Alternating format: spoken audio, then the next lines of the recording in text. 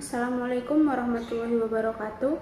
Perkenalkan, saya Resida Tati Harahap dengan NIM 22133111041, Prodi Pendidikan Bahasa dan Sastra Indonesia Universitas Negeri Medan. Jadi di sini saya akan mereview salah satu novel karya Buya Hamka yang berjudul Tenggelamnya Kapal Panderwick. Novel ini terdiri dari 224 halaman dan 22 judul subbab. Nah, novel ini diterbitkan pada tahun 1939. Jadi novel ini itu menceritakan hubungan kisah cinta sepasang kekasih yang terhalang adat hingga berakhir pada kematian. Dimulai dari cerita seorang pemuda bernama Zainuddin yang merupakan keturunan Minang dan Bugis, tinggal di Makassar dan berniat untuk pulang ke desa kelahiran ayahnya, itu di Padang, tepatnya di desa Bapitu. Dia berangkat dari Makassar menuju desa Bapitu. Di desa Bapitu dia jatuh cinta pada seorang gadis bunga desa di desa tersebut yang bernama Hayati.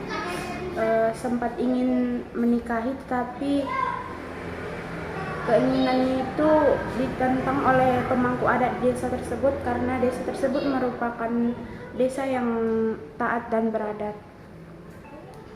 Sampai Zainuddin diusir dari desa tersebut. Zainuddin diusir dari desa Bapitu dan dia pindah ke Padang Panjang.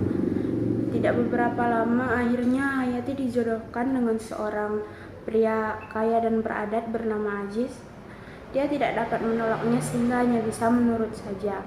Akhirnya Hayati pun menikah dengan Aziz.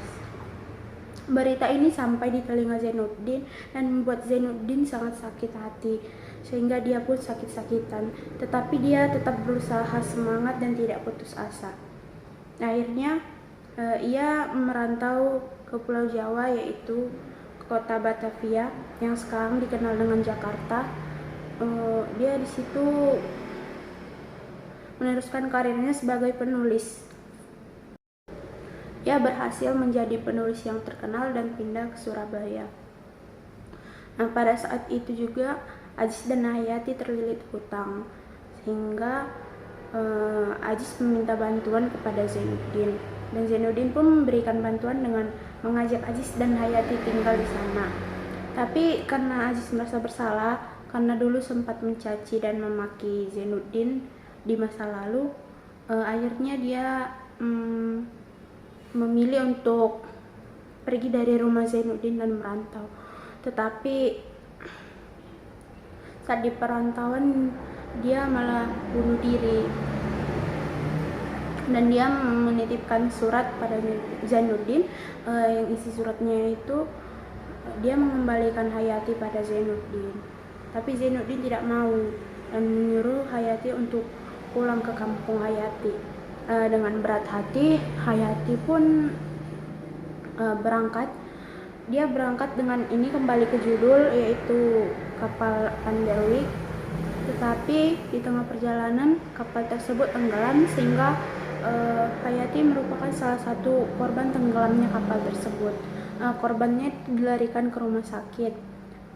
Tidak lama keesokan harinya berita tersebut sampai di telinga Zainuddin. Zainuddin pun bergegas ke rumah sakit untuk menemui Hayati. Di saat itu Zainuddin merasa sangat bersalah karena dulu sempat tidak memaafkan Hayati yang ingkar dengan janjinya, dan akhirnya Hayati pun menghembuskan nafas terakhirnya di rumah sakit.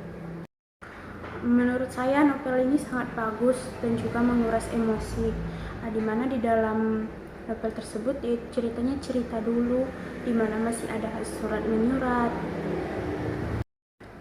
Dan juga di dalam novel ini tuh membahas tentang adat istiadat yang masih melekat pada desa tersebut.